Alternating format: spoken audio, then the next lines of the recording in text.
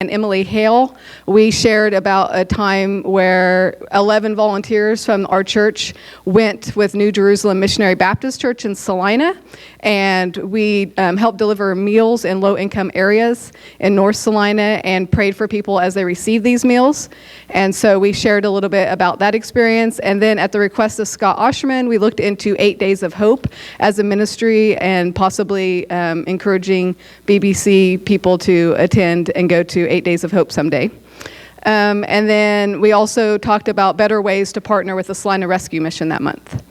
In September, we met, and after opening with scripture, we prayed for and discussed several missionary groups, including the People of La Villa, Haiti, the 1040 Window, Elderly Visitation Team, Shiloh Ranch, Salina Rescue Mission, MMI, and 8 Days of Hope. And Doug Betts reported on a visit that he had with Chad Young about their upcoming food drive, and so we took it upon ourselves to help encourage volunteers. And at the time, I think we had 8 people signed up. I'm not sure, maybe even more helped with the Salina Rescue Mission food drive. And so in October at our meeting, we talked about an opportunity that we had visited with Chad Young at the Salina Rescue Mission, and we set a date to go in January, the last Saturday, and we eventually did that. And we talked about, I had gone to the elders about bringing in the traveling team, and they had approved bringing in Sean Cooper to do the 4 sessions, and so that date was set as well. And in November 20th, we prepared for the Outreach Sunday that the team helped organize. And so that in November, that's what our focus was on the Outreach Sunday. And so we had the tables where Operation Give Back with Ignite, Shiloh Ranch, Salina Rescue Mission, Martha's Gift, Visitation Team, Short-Term Mission, Samaritan's Purse, Operation Christmas Child, and Compassion International were highlighted for the church so people could see different ways to become more involved. And I shared with the congregation. And then also that night at that meeting, we stopped at 8 p.m. to join Christians around the United States praying for the election. In December, we had 25 people sign up for the short-term mission trip and 15 sign up for the visitation team. And that was as a result of the Outreach Sunday.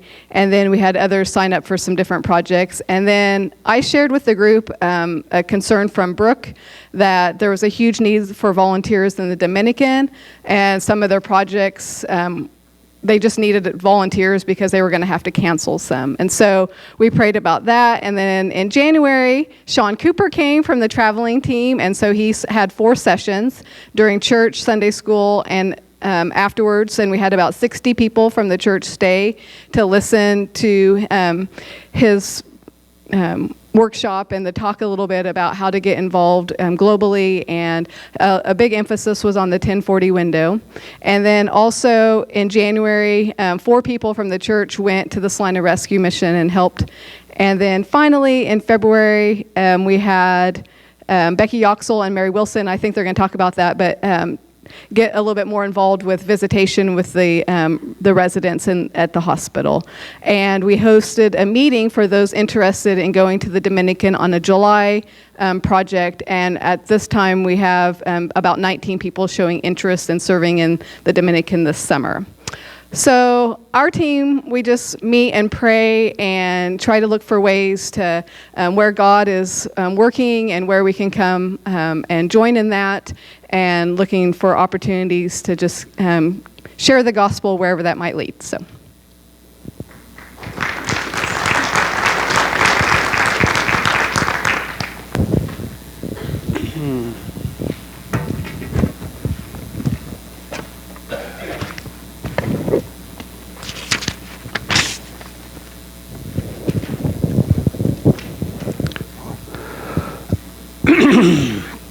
Okay, I'm Jim Goeth.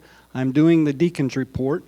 The deacons are Darren Stanley, Andy Robson, Joe Hill, Robert Allward, and Sheldon Crank. We meet on the 3rd Wednesday of every month at 7 o'clock, and we normally have a work day on the 2nd Saturday of the month from 8 to 12. There's just a few policies that we need to go over. If you need to use the church, the fellowship hall or whatever, we do have a form that you need to sign. Carolyn has the forms, or I have some forms. We do need them forms signed so that it can be approved. We need to know what you need, if you need the kitchen facilities or just a fellowship hall or whatever you need. We would like to be on top of that so we know, and she can get it on the calendar so we don't have multiple people wanting to use it at multiple times. We'd like to know a couple of weeks in advance, 2, 3, 4 weeks in advance as far as possible, but for emergencies we will accommodate you. Some of the projects that we did this year, we moved the door in the stairway there by the connection center. We moved it around so that we could put the connection center in there. We built a storage room in the gymnasium that was needed. We put a new window in the sanctuary here that was broken out, and the new hinges on the door so that when the wind blows at least 75 mile an hour, it just doesn't fly open real quickly. It kind of opens nice and slow. We resealed the carport roof, and we resealed the vents on the roof here. We think we had a leak that was going into the kindergarten room over here from the steeple, and we think we got that fixed. We will redo that again this spring. We have some more of that stuff. Okay, one of the major things we did is we put in the Welcome Center out there, and I think the guys did a great job on that. I really do. They did a great job. Yeah. And we had them, while they was doing that, as frugal as they was, with the leftover material that they had, they built the two prayer and offering boxes that are back here by the doors, by the north and south exit door as you go out. We did purchase a new riding lawnmower. We was needing it, and an opportunity come up, and Ronnie made us a pretty good deal, so we did purchase a new riding lawnmower. One of the things we always do, of course, is fill the potholes. You never notice the potholes out here in the parking lot until you get stuck in one of them, and then you want to know how come they're so big. But we did fill in the potholes in the parking lot. We installed, Andy installed new lights, new LED lights on the south side of the building, and a new LED light out on the cross. They just wasn't working very well, and he got a good deal on some good new LED. They're LED, they're bright as can be, and it really does help. We did the new cover for the baptismal, and they did the pallet board on the back wall there that I also think really looks nice. We did some new landscaping. We had some ladies come to us and wanted to do some landscaping, so they put in some plants and bushes and stuff on the south side of the building here. There'll be some more going in on the west side probably this spring. We put in a new kitchen sink, the big sink in the kitchen that was broken, and we hired Ed Brown as a part-time maintenance person at the facility here. Ed's doing a great job. He puts in about 5 hours a week if we have something to do. So Ed is taking care of that. So in our workday projects, we're going to try to do more big stuff instead of just the little maintenance things that Ed's taking care of. Ed's replacing some ceiling tiles that are stained and stuff, and maintenance stuff. We're repairing. He fixed the floors here where we put the new floor when we changed the doors in the sanctuary and had the little tile that was missing. He did that, so he's doing a great job, and we thank him for all that he does. Some of the new projects that we have coming up for the year, we're going to do some signage out in some direction signs out there for the new people and the older ones of us that forget or maybe haven't even been there.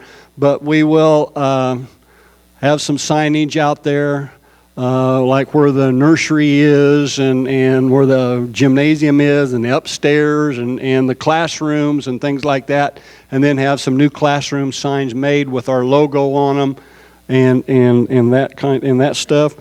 We're going to do some seating, some seating out here in the south side of the building, and the new landscaping that they've done that goes along with the landscaping. There'll be a couple of benches on either side of the doorway and things out here, pergola or whatever. And we're going to do a welcome sign on the communications center. We have that designed and everything. It'll be like this one up here. It'll be attached to the communications center with lit behind it. And I saw the picture yesterday, and boy, it looks nice.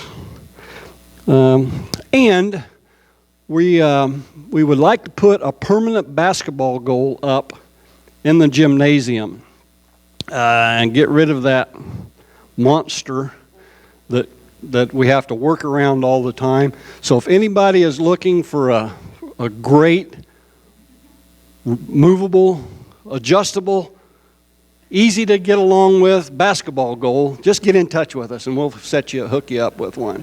Okay? Okay, I think that's all that I have.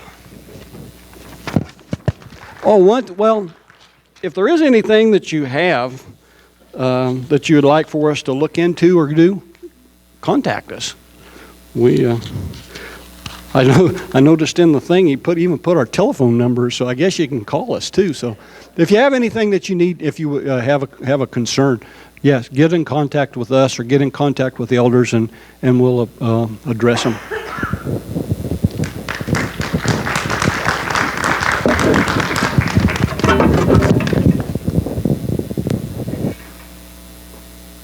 Well, this will be very short. We're just kind of in the process of forming a visitation group. It started through several groups. A small prayer group I'm in last fall talked about doing something, and I also attend the mission meetings where, of course, you know, when people talk about going to the Dominican and other places, I think, I'm probably not going to do that, but maybe there's something I could do. And I think there's a lot of us that feel that way, especially those of us that are retired. And so Becky Yoxel at the same time at those meetings brought up that she was forming a group of high school kids, and maybe somewhat through the FFA too, FCA at school, that are going to do nails and do some things with the people in long-term care at the hospital. So we kind of combined that, and Becky set up a training session. If you go, or if you're willing to be a volunteer there, they like you to take, it's just kind of a safety training to tell you some things they'd like you to know at the hospital, and kind of the do's and don'ts of visitation. You don't have to do that if you just want to go visit someone. And I checked with the Good Samaritan Center in the same way. They don't require any training. I think if there's a group of us that go, they would like a day or two notice. I'm not sure that's something they really need to know, but I'm sure we could go at any time, you know, just to visit. It also started with us wanting to form a group that maybe the church could let us know if someone had been in the hospital and comes home, needs someone to check on them, to visit with them, and also to coordinate with the Martha group, the food group, to know about that.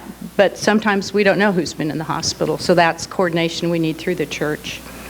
If anyone's interested in helping, and actually even men, because there are probably times it'd be nice to have some men be able to visit other men who are in the home or at the hospital or convalescing at home. We think we want to bring a daily bread with us, share a devotion with people. They suggest we even, play cards or games with them. And they would like to be able to call us at the hospital and maybe help with some special events if they need a few extra volunteers. That's nothing anyone has to do. It's just that we would be open to perhaps help. Becky couldn't be here today. She's with her boys. Doc, as we were leaving, said she chose to stay with them rather than to come home and be with him, so she's not here. But she wanted to be. So if anyone's interested in helping with this in any way, you could just contact Becky or I, or even Carolyn in the office, and get a hold of us. It's pretty unorganized now. We're just kind of getting our feet on the ground, and we really hope it's a way that we can share Christ with people who need some fellowship. So, thank you. Hey, Mary, you might share how people can let you know that they need to be visited. What are some ways that they can do that? One would be to let Carolyn know. They have the card at the Connection Center, and that would be for the private visitations more, through the church. And that's what this started out, is us wanting to visit people in our own body. And it's kind of branched out somewhat, because at this point, there are 21 of us who have taken the training at the hospital. I believe that includes 6 high school girls, 3 of whom belong to our church. So it shows there's an interest in doing it. Some of us just need a push, a little organization, a little accountability to do that. So, yeah, or call us on the phone. But they do have cards at the Welcome Center. Carolyn could get you in touch with whatever information you need, or call Becky or I. There's also a form on the app. On the app, okay. Not real good with the apps. That's okay. It's on my phone. I just look at it, think, okay, there's an app. Okay. But if anyone wants to help, please let us know. And that would be all ages. And so appreciate that.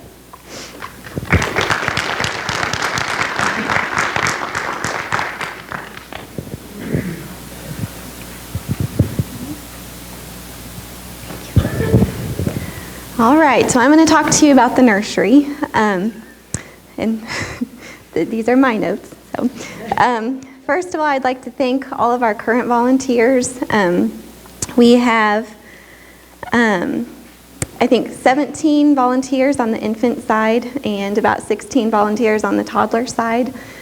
Chloe Stanley has been very great about making sure that the younger helpers are staffed. She just takes care of that for me, so that's helpful.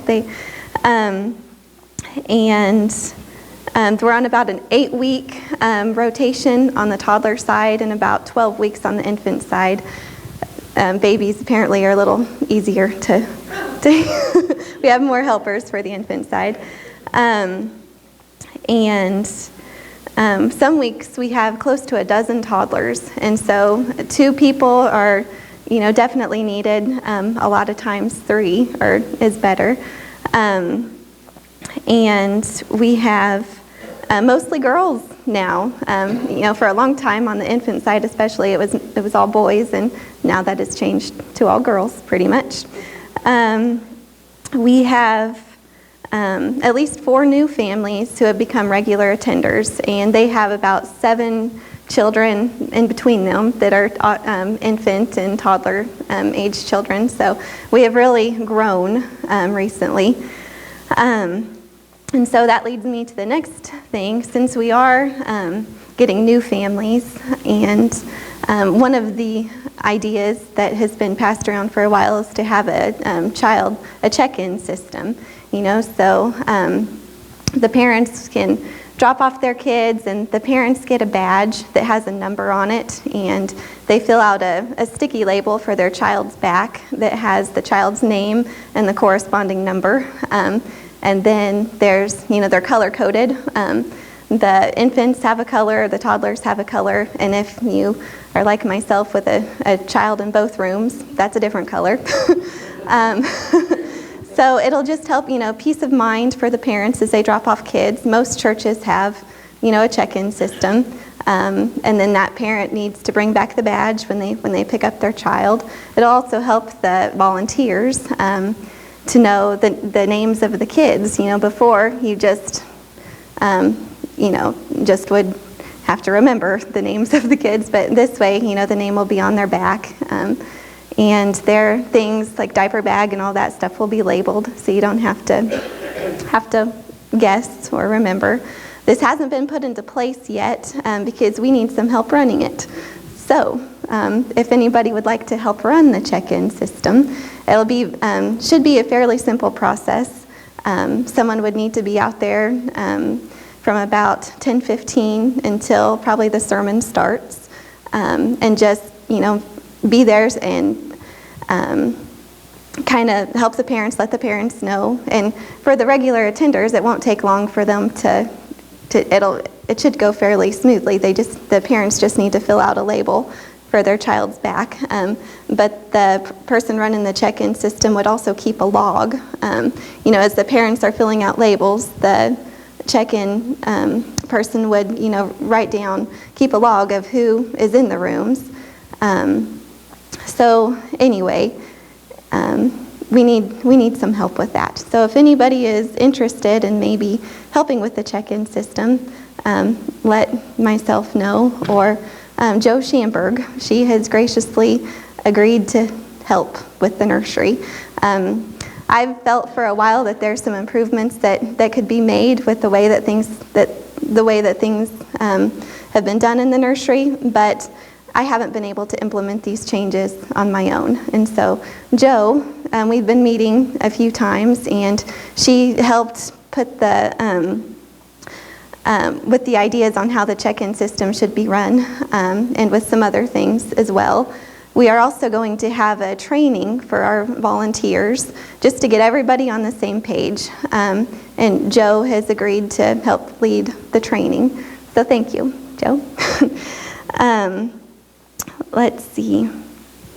And thank you to Carolyn for putting the badges together. We got her everything, and Jo and I thought we were going to need to meet to, put everything together after it was printed, but Carolyn already had that done. So, and Todd Just has also been a good help. We've been meeting with him to kind of brainstorm some ideas.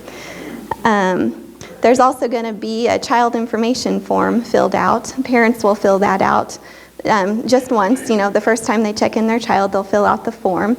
But that'll help us to know, first of all, if the child has any allergies, say they can't have Cheerios, we would need to know that. We would need to know what the parents would like us to do if their child is inconsolable. Do we come and get them right away? Do we wait 10 minutes and see if they settle themselves down? It's for just their preferences, but it'll be where the volunteers can access it, and so they'll know what to do. It'll ask if the child is potty trained, or that sort of thing. Let's see. Our needs. We do need an additional volunteer for the toddler room to fill an empty spot. A few volunteers to help run the check-in system. Anyone who is interested in being involved is more than welcome. So I think that was it.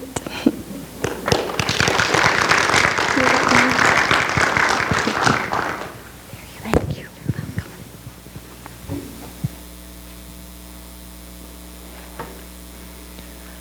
Good morning. My name is Kathy Luthai, and I am your church treasurer.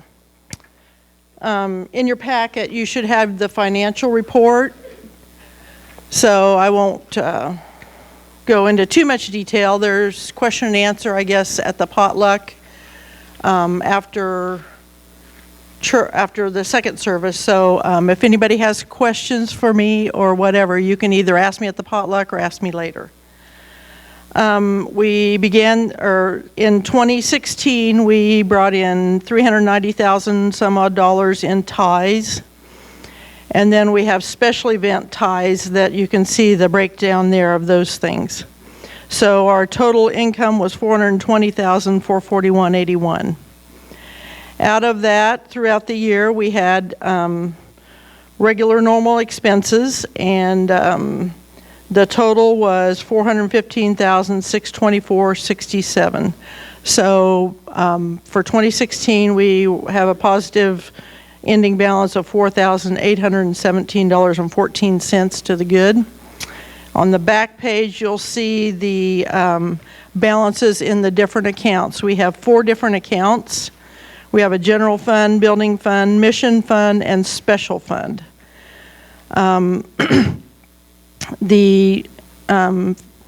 What we do for the mission fund is the church, out of the tithe amount, I take 10% out of the monthly tithe, put that in mission fund, and then we sponsor missions with that. Now there's also some other donations directly into missions fund, but the church does tithe 10% out of your ties into a missions fund, and then we do missions out of that. The special fund is, that's what's from memorials and that sort of thing, and so that's what's in the special fund. The building fund was started a long time ago for different building projects, and that's what has remained in there from different building projects, getting ready for another building project if we have one. So you can see the balances from 13 to 16 and how the balances in the accounts have gone. Thank you.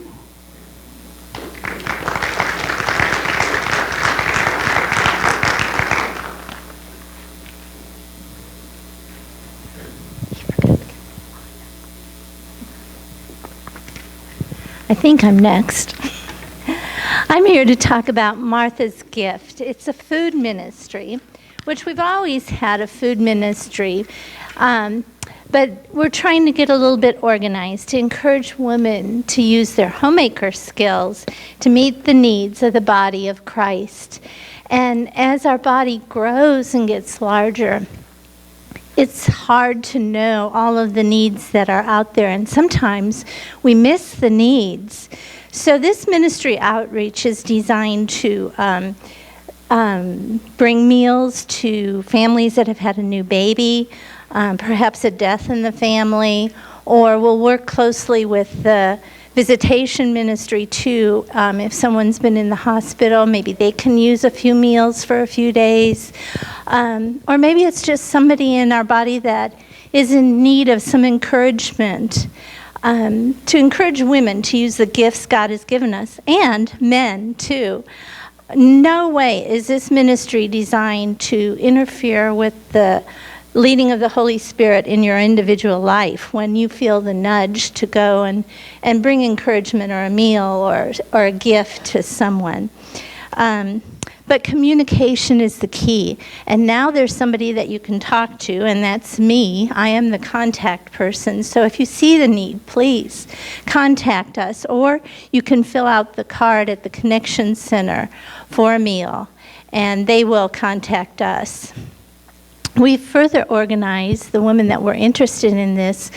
I will assess the family to see if there's food allergies, children, how many meals they need. If it's a long-term need, we can set up the ministry, the food ministry through the internet too, and Kim Cooper has agreed to set that up for us. But otherwise, we have a calling chain now, and we have women in each town and location that have agreed to start calling to step up and provide these meals. Kathy Brown, you may get a call from Kathy. She's going to take over the Bennington area. Kim Cooper is going to do the Salina area. Sandy Slater is in charge of the Wells area. Tina Beria will be covering Delphus. And Sue Clanton has agreed to call the people in Minneapolis. So if you have a need or you see a need, please contact me and we'll get this set in motion. Martha, you all know the story of Mary and Martha in the Bible, and Martha is the poster child of service, isn't she? She's the original Martha Stewart of Israel. But through our acts of kindness, services are important in our walk, but our most important thing is our walk with God. And so our gifts of service are meant to be an outflow of that relationship that we have with Jesus Christ, not a replacement for it. So we invite all of you, men and women, and I know some of our men that have felt the nudge of the Spirit to take something to families, but we invite you to join this ministry and serve the Lord with joy in the power of His Spirit, with Luke 20, verse 27 set before us, to love the Lord your God with all your heart, your soul, your mind, and your strength, and to love your neighbor as yourself. Thank you.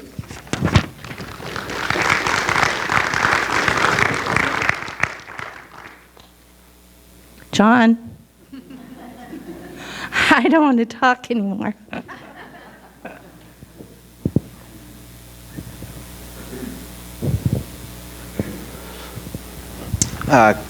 Kim Lawson was going to come down at about 10 after.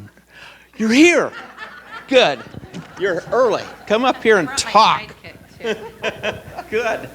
I didn't see you. I was looking around. Where's Kim? Trying to hide, John. Hi, my name's Kim Lawson, and this is Kim Cooper, and we're going to talk to you about Camp Out. It's hard to believe that we are in our upcoming 5th Camp Out, and I sat and argued with myself during service, and I even asked Eli, how old were you when you went to Camp Out? And he said 1st grade. I was like, oh, that can't be possible. Camp Out's coming back. They will be a week earlier than last summer. It's our original week. It'll be July 24th through the 28th. We've had just a slight cost increase. The actual price for Camp Out is $235. Most cities are at $250. So our cost per camper this year will be $135, with the church giving each child a $100 scholarship. This will be our 5th summer. So over the 4 summers that they've been here, we've had over 25 children come to trust the Lord as their Savior just during that week here at Camp Out, which is absolutely amazing. And we'll never know. We will know, but we don't know how many children then left Camp Out and trusted the Lord as their Savior after that. We had many receive their first Bible as part of Camp Out. Several that have never even heard the good news, heard the gospel that came to our church. I see many spider webs, as I call them, as they leave Camp Out, and then they soon bring their families to come to church. They share the good news with others. It's just amazing how outreaching Camp Out is. I was going to have Kim come talk to you about the ministry to all, how it's not just the children that come, it's the volunteers, the host families. It's amazing how many relationships are formed as of Camp Out. We have one host mom that has become very close with one of her host son's mother. This mother lives in Florida. The host mom lives in Salina, and they're in constant contact with each other. So it's just outreaching all the relationships that are formed. I didn't know until about, I don't know, 20 minutes ago. Anyway, but she's right. This Camp Out, we think about Camp Out and all the kids, but it's much more far-reaching than the kids. For us as volunteers, most of you know I run the kitchen. They call me the kitchen Nazi. I don't know. I think that's a loving phrase that they adopted for me. But I do have a certain way of doing things in the kitchen, but I have trained them well over 5 years, and now they're really, they know my drill. But for us in the kitchen, we get to touch the college counselors that come in. They're here early in the morning. We're here early in the morning getting ready. When they're done with their quiet time, they're kind of milling around going, okay, what do we do next? We get an opportunity to minister to them and to just learn more about them and to pour into them like they pour into our kids. They pour out so much energy and everything into our kids that it's just a blessing for us to be able to pour into them. It reaches out to parents of the kids who come here. Many of the kids who come don't, like Kim said, haven't heard the gospel, therefore their parents have not heard it either. The kids go home and talk about what they did here, and the parents hear that, and it piques some interest, and I know of a couple of families that the parents have started to go to church because the kids were here. So it reaches out into that. It reaches out into all the communities. Of course, everybody in Bennington sees all the wall and everything's set up, so they're curious if they don't know by now what's going on. I know of some folks in Salina who have brought their sons, and their oldest son, she told me this summer, our hope is, because he's loved coming here every single year, that this next year will be his last year that he can attend as a camper. He wants to come and be a counselor. So, it's those kinds of far-reaching, and as they get to be junior counselors and that kind of thing, and they learn more, they grow more, so it reaches just way farther than just the kids that attend. What else is? As far as the kitchen, again, I'll be getting up a list of food donations, and then we always have on top of that costs that pop up. We need more ice. We need more. Last year we set a Keurig machine out there. So if any of you see the little cups on sale anywhere and want to grab those for camp out, they're rather costly. Or I can go buy them with monetary donations as well. There's some things that I want to buy last minute because they're fresher, like the fruits and that kind of thing. So I usually end up using about $300 over and above what the food donations are. And there's always a cost that comes up and we've always, the Lord has been gracious. Every year, the cost seems to inch up a little bit more as far as what we need over and above what the food donations are, and every year it's covered. Last year I had a little panic because I misplaced the money, and I needed the money to buy something, but we discovered where it was too, so we got that taken care of. But the Keurig was a really good thing because there are days when we make the big coffee pot that we end up dumping almost a whole big pot of coffee because they don't drink it, and they can choose their flavored coffees, and they seem to like that. So I think we'll head more toward the Keurig this year. The nice thing with the Keurig is it brought them, I hate that thing, the Keurig brought them into the kitchen for other reasons too. So it's just a little, they come in to get that cup of coffee, and then they have that conversation, so we can pour into them more. We'll start opening up sign-ups for volunteer for host families, security. Junior counselors, Bernie and I are working together to hopefully bring in some counseling for just training for the junior counselors. We're going to be looking at a number of 20, and applications they don't have ready yet. I was hoping they would, but hopefully by our next Ignite, which is at the end of this month, I'll be able to talk to both groups about getting their applications filled out, and then we'll review them and go from there. So in the next month or so, we'll start really gearing up to have signups and all of that. Anything else? I think that's good. Anybody have questions? All right, we're good. Good job.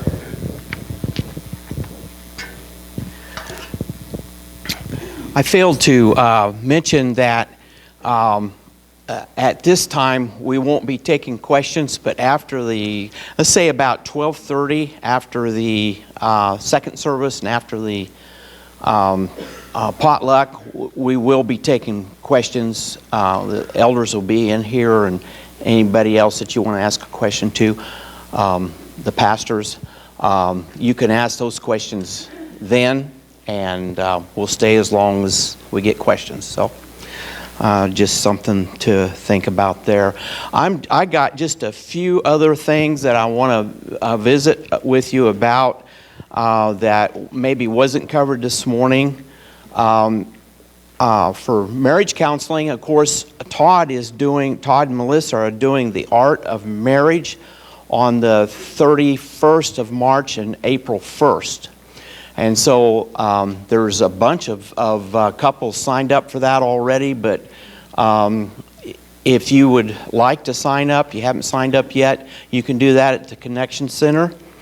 But also for couples that are maybe having more difficulties, there's a ministry in Salina called At Stakes, and that's a terrific ministry. Couples can go there free, and we subsidize them $200 per couple. The church does that because we think it's a wonderful thing. It's like a 3-day deal, and it's intense, but with great results.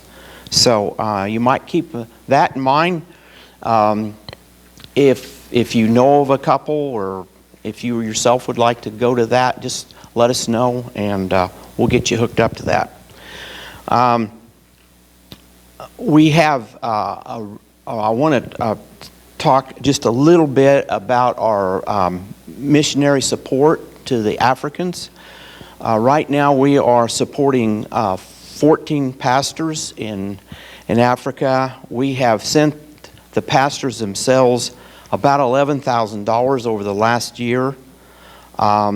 There's some people in our congregation that are a part of that, but the church also helps out with that and supports 3 pastors that you guys, your donations are helping with. We have some other people that are interested in sending food to an orphanage and school in Uganda, and that amount was $4,525. And then for the flood relief fund in Uganda, where the church sent $3,000, and that didn't come out of the treasury. That was just a collection that we took up. So I'm really excited about that, and I thank you for helping with that. We have families that are giving monthly, or at least quarterly, to support pastors. And if you would like to be a part of that, let me know. Or if you feel led, you can just put a check in the box and just put it in the memo for African pastors. And of course, now the problem in Uganda is not too much rain, but no rain. And Pastor Todd will talk about that. If you weren't at the first service, he'll talk about that in a second. As Kathy mentioned, we take 10% of your tithes, and we give that to ministries. Right now, 80% of that 10% is going to Shiloh Ranch. Brooke is getting $250. A Christian Challenge, which is a ministry to college students in this area, we're sending $200 to them. Dave and Jan Boyer, who were the original founders of this church, along with other people, of course, we send them $500 a month for support, and then the African pastors, like I said, the church is giving $270. I wanted to also announce that, Todd has been here for 15 years and has done a wonderful job. I think everybody would agree with that. Todd has asked us if he could do a sabbatical this summer, and the board agreed to that. So he will be gone on a sabbatical from June the 12th to July 17th. And I think that's 5 Sundays? 5 Sundays. And we'll take care of the preaching, and it'll be good. And so don't forget to come to church just because Todd's gone. Another announcement I wanted to talk about too is Nathan Hyde from Community Bible Church gave me an announcement to announce in church this Sunday, and we'll try to do it in the next couple Sundays. He is going to have a Passover, what the Passover dinner really was. He'll explain it, and then they'll actually do the dinner. That is April 1st. It won't conflict with Todd's because his deal's over at 4, and this is at 6 o'clock. So after Todd's deal, you might be hungry. So Community Bible Church is a place to go. If you're interested in that, let me know, or Nathan Hyde will try to have that in the bulletin next Sunday. And so Community Bible Church is our sister church. And for some reason, we really haven't been close. We've reached out to them at times and haven't really made a connection, you might say. And so this is God working. I know it's God working to connect our churches again. And Nathan is growing like crazy in the Lord. He is just phenomenal. And so I would like to see a bunch of us up there April 1st at 6 o'clock, but we have to have reservations, so just let me know. The next thing I want to talk about is the future of our student ministry at Bennington Bible Church. Deuteronomy 4 through 9 says, "Hear, O Israel, the Lord our God is one. You will love the Lord your God with all your heart, with all your soul, with all your might. And these words that I command you today shall be on your heart. You shall teach them diligently to your children. And talk to them when you sit in your house, when you walk your way, when you lie down, when you rise up. You shall bind them as a sign on your hand, and they shall be as frontlets between your eyes. You shall write them on the doorpost of your house and on your gates. Ephesians 4:11 through 14 says, And he gave the apostles, the prophets, the evangelists, the shepherds, and the teachers to equip the saints for the work of the ministry, for building up the body of Christ until we all attain to the unity of faith and of the knowledge of the Son of God, to mature manhood, to the measure of the stature of the fullness of Christ, so that we may no longer be children tossed to and fro by the waves and carried about by every wind of doctrine, by human cunning and by the craftiness in deceitful schemes. Our vision statement, as Todd talked about in his sermon this morning, is that Bennington Bible Church exists to glorify God as we meet each person where they are with the love of Jesus to rescue, restore, and rejoice. In 2015, we had a congregational survey. It doesn't seem like it's been that long ago, but it has. And when asked the question, looking forward, where do you believe that Bennington Bible Church should most focus its energy and resources and money? And your answer was overwhelmingly that to where it should go is to as outreach to the community, to students, and to children as the top three. Those were the top three. So as I want to just read a statement here. As your elders, we are praying about and considering these scriptures, the vision statement, and your response to the survey in 2015 for the future of our youth ministries. We are asking you to do the same in the coming weeks. As you pray about and consider these, we would welcome your comments as the Lord leads. These comments can be emailed to the Bennington Bible Church at gmail.com. And I think Todd just also handed out some emails and how you can get a hold of the elders also, so if you'd like to connect with us that way. You know, we want to do it in a biblical way. We want to our youth ministry to be biblically sound. And these two verses that I read, these two scriptures that I read to you, have a lot to do with that. In Deuteronomy, it says, who should teach? And it's talking to the parents. It says, you shall teach your children diligently.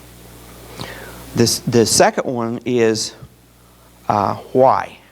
And that is so that they would no longer be tossed to and fro by the waves and carried about by every wind of doctrine, by human cunning, and by the craftiness in deceitful schemes. Now, to make that more understandable, I think that's talking about our culture. As you know and have seen, and probably seen statistics, when a lot of kids, when they leave home and leave the church, they don't go back to church. And so we have to do a better job of making sure that their relationship with Christ, their relationship with the church, moves on into their next step in life. And so that is what we've got in mind for our next, that's the direction that we want to take the youth program. And so what we're doing is encouraging the parents to teach their children. And we'll still have our youth group meetings just like we always have, but we want to come alongside the parents and help them to know how to teach their children and do things to promote that. We don't know exactly what that's going to look like right now, but we're working on it, and we're really, really excited about what God has for us. We believe that that's what God has for us moving on. Every elder and every staff member, our pastors, have read the book Shift. And that is a book that explains this program that other churches have used. And we will have probably about 50 copies of that book that we want to share with you. So if you want to know kind of what we're looking at, you could read the book, and we'll have that available maybe next Sunday. So just get that book and take a look at it. And if you have questions or comments about that, I'm sure our ministry won't look like that one exactly, but it will have a common denominator with that. And again, don't be afraid to email us, whether it's a church email address or where it's one of our own. We'd be happy to have your input into it, because this is your ministry too. We want your input, and we're excited to see what God is going to do. Most of all, we covet your prayers. We really do. We love you, and we want the best for you. And we are excited to see what God is going to be doing in the future.